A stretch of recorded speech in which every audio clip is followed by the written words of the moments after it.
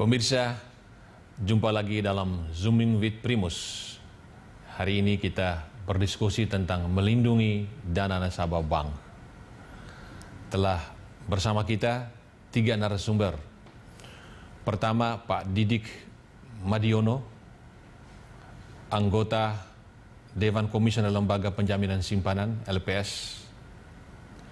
Kemudian Pak Sarjito, Deputi Komisioner Edukasi dan Perlindungan Konsumen dari Otoritas Jasa Keuangan (OJK), dan Ibu Sularsi, Kepala Bidang Pengaduan dan Hukum Yayasan Lembaga Konsumen Indonesia (YLKI).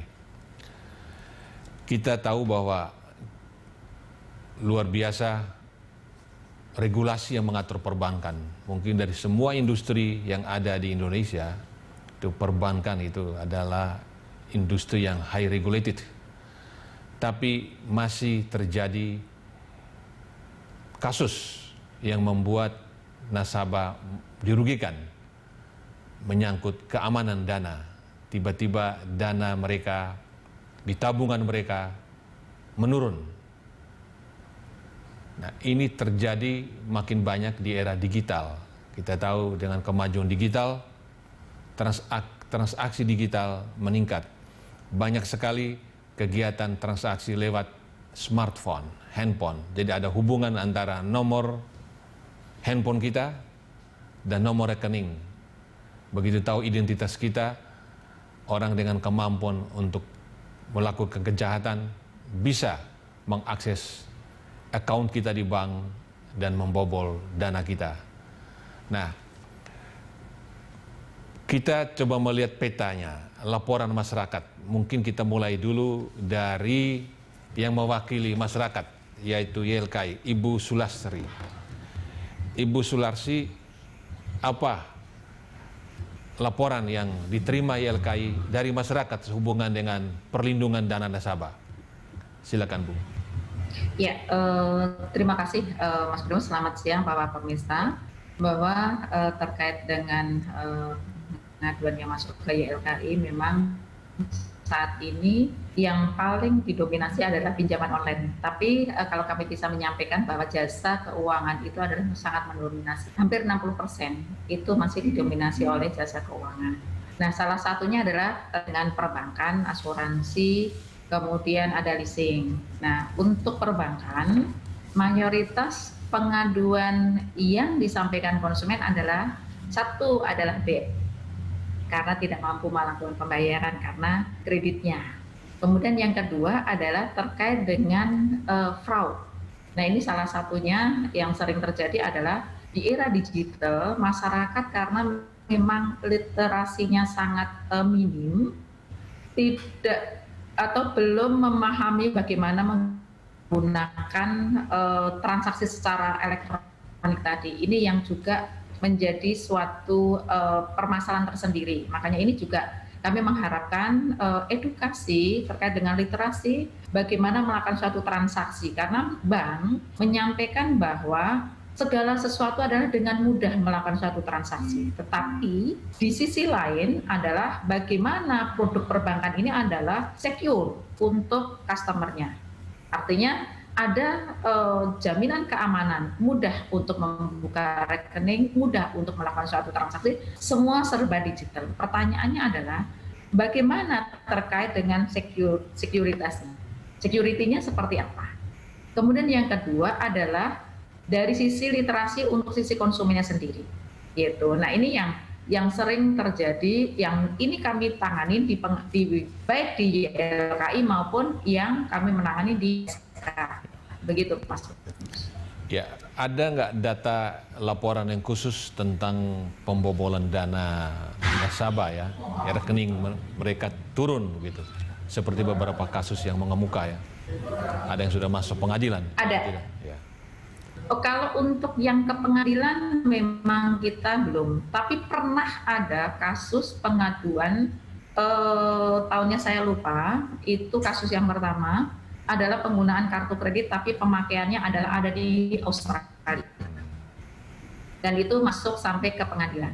Ya. Tapi yang kita di YLKI adalah mendapatkan suatu informasi, kemudian si konsumen adalah menyelesaikan di pengadilan gitu. Tapi kalau untuk kasus-kasus di YLKI itu kan kita lebih kepada penyelesaiannya adalah penyelesaian alternatif, penyelesaian secara mediasi. Karena kalau untuk ke pengadilan itu perlu waktu yang panjang. Keadilan juga belum sampai ke tangan ke pihak konsumennya.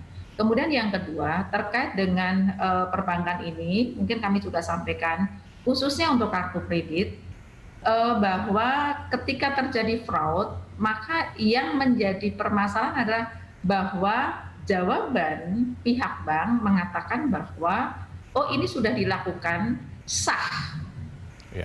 Nah ini yang menjadi permasalahan. Padahal behavior konsumen itu adalah tidak seperti itu. Mungkin ini yang nanti ke depan di OJK maupun di BI juga perlu ada suatu regulasi tadi secara digital bahwa roh untuk melakukan transaksi itu adalah dengan menggunakan handphone. Sementara nomor telepon mayoritas 95% itu adalah prepaid, bukan postpaid.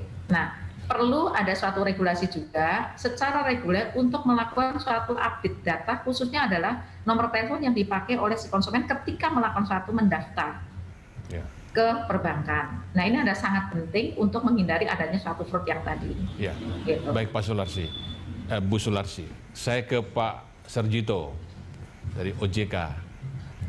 Ini kan saya mencatat 2 kasus ya, yang pembobolan bank. Satu itu sahabat saya sendiri, seorang wartawan senior mengalami tiba-tiba account dia turun jauh sekali. Nah itu bank asing, dia menggugat dua-duanya termasuk kepada operator telepon karena bermula dari nomor dia yang nggak bisa diakses dipakai orang dan kemudian itu mengakses accountnya. Yang kedua sekarang juga lagi rame, bank asing juga itu tiba-tiba saldonya turun sangat tajam. Nah ini bagaimana sebetulnya perlindungan yang dilakukan regulasi dari OJK yang memberi keamanan kepada setiap nasabah penyimpan. Silakan Pak Sergito. Terima kasih Mas Primus. Pemirsa Berita Satu yang saya hormati dan teman-teman pembicara lainnya. Dari sisi regulasi perlindungan konsumen terhadap di sektor jasa keuangan ini sebenarnya sudah jelas semua. Kita paham dalam hal ini misalnya kita perbankan itu adalah lembaga prudensial. Lembaga prudensial itu beresiko sistemik. Makanya tadi Pak Primus sudah sampaikan bahwa highly regulated. Jadi di regulasinya itu benar-benar lebih rumit daripada perseroan biasa. Untuk pengurusnya, direksinya pun harus melalui fit and proper test walaupun itu bentuknya perseroan terbatas. Kenapa? Karena kita ingin yakinkan bahwa dana yang dikumpulkan dari masyarakat itu dijaga dengan baik. Termasuk di dalamnya adalah menjaga profesionalisme dari pegawainya dan sebagainya. Dari sisi OJK, semuanya sudah jelas dan tadi disebut oleh Bu Sularsi bahwa memang ada hal yang fundamental, literasi masyarakat terhadap keuangan itu jauh lebih rendah daripada inklusinya. Artinya ketika seseorang bertransaksi ataupun membuka rekening di bank, itu belum tentu mereka ngerti semuanya. Dan ini adalah merupakan tugas kita bersama. Jadi tugasnya dari perbankan untuk mengedukasi juga pada saat seseorang membuka rekening atau membeli produk baru, dijelaskan dengan bahasa yang sangat mudah sejelas-jelasnya. Sehingga mereka tahu hak dan kewajibannya. Ini yang paling penting. Jadi kalau kita mengharap bahwa semua orang tahu, itu butuh waktu yang lama. Tetapi ketika hand on hand ketemu dengan satu orang, maka dijelaskan sejelas-jelasnya, termasuk yang tadi disampaikan Mas Primus, bagaimana perlindungannya. Termasuk di dalam ini disampaikan, mohon maaf, jaga baik-baik PIN, jaga baik-baik kalau seandainya ada menghubungi Bapak Ibu mengenai one time password dan sebagainya. Itu perlu dijelaskan sampai sejelas-jelasnya.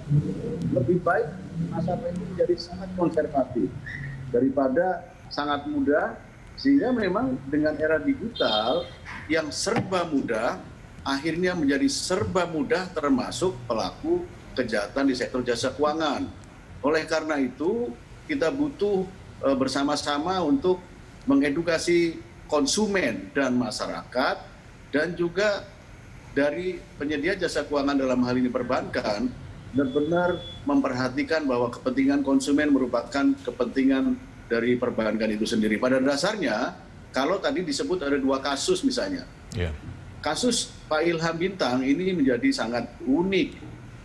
Perbankan sudah melakukan penjagaan yang sangat baik, konsumen juga melakukan sesuatu yang sangat baik. Ternyata ada pihak lain yang bisa masuk.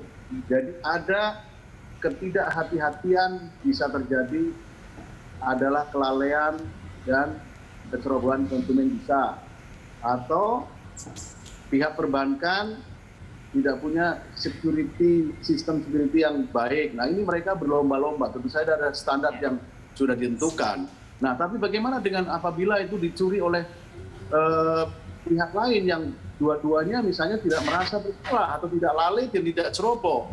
Nah, ini menjadi tidak mudah karena di era digital mencuri data pribadi itu dari langit, dan sekarang RUU perlindungan data pribadi masih ongoing dan ini akan dipush oleh pemerintah sehingga untuk cepat dilakukan. Ini dulu nih Mas Primus. Baik Pak. Pak Didik Mariono dari LPS, anggota Dewan Komisioner LPS. Begitu sebut LPS, lembaga penjamin simpanan, masyarakat berpikir, wah kalau uang saya di tabungan hilang, turun, itu mesti dijamin. Ditutup kembali 100% oleh LPS. Itu pandangan umum.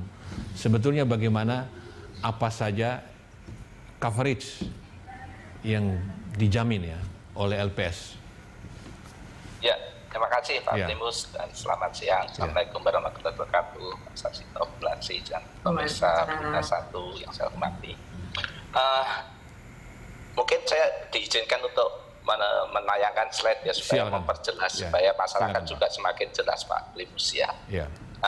Yang pertama, fungsi dan tugas LPS bagaimana diatur di dalam Undang-Undang Nomor 24 Tahun 2004 tentang penjaminan lembaga penjamin simpanan. Fungsi pokoknya adalah menjamin simpanan nasabah di perbankan, dan fungsi yang kedua turut aktif dalam memelihara stabilitas sistem perbankan sesuai dengan kewenangannya. Nah, untuk itu tugas berikutnya adalah merumuskan, menetapkan kebijakan pelaksanaan penjaminan dan melaksanakan penjaminan simpanan nasabah, juga merumuskan penetapan atau kebijakan dalam rangka untuk aktif memelihara stabilitas sistem keuangan. Dalam hal ini adalah melaksanakan resolusi terhadap bank gagal atau bank yang tidak dapat disehatkan oleh OJK dan diserahkan penanganannya lebih lanjut kepada LPS. Slide berikutnya. Nah, di sini diatur bahwa simpanan nasabah ada yang dijamin itu bentuknya ada 3, yaitu giro, sertifikat deposito dan tabungan, atau bentuk lain yang dibersamakan dengan simpanan ini untuk mengakomodasi produk-produk simpanan di perbankan syariah. Nah, kemudian pada saat awal berdiri, pada saat itu coverage atau nilai simpanan yang dijamin itu turun dari mulai 1 miliar, kemudian 500, terakhir 100 juta. Nah, pada saat mengantisipasi krisis keuangan tahun 2008, di mana negara-negara tetangga kita menerapkan full garansi atau blanket garansi, kita pada saat itu menaikkan coverage penjaminannya dari 100 juta menjadi 2 miliar. Dan berlaku sampai sekarang, Pak Primus. Kemudian, ini betulnya skema penjaminan ini untuk memberikan rasa aman terhadap nasabah yang menyimpan simpanannya di perbankan. Nah, kemudian tapi implementasinya LPS itu tidak menjamin individu per individu nasabah itu, tapi menjamin terhadap keseluruhan nasabah di suatu bank. Jadi eksekusi terhadap penjaminan itu apabila bank tempat nasabah menyimpan tersebut mengalami permasalahan dan diserahkan penanganannya kepada LPS, itu baru efektif. Nah, dalam kasus-kasus yang Pak Primus sebutkan, ini masalah banknya masih beroperasi secara normal dan itu masih merupakan tanggung jawab dari bank yang bersangkutan. Jadi ini kayak sengketa antar nasabah dan bank, dan memang secara ketentuan itu masih di yurisdiksi dari bank yang bersangkutan di bawah supervisi bank itu, OJK dalam hal ini. Bahkan kalau nggak salah OJK juga ada lembaga kayak menyediakan proses mediasi apabila terjadi sengketa antara nasabah dengan bank yang bersangkutan. Itu dulu Pak Primus barangkali.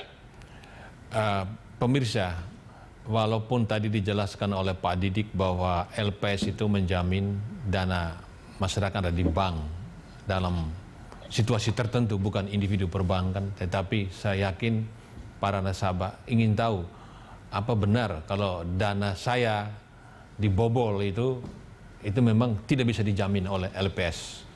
Kami segera kembali setelah jeda berikut.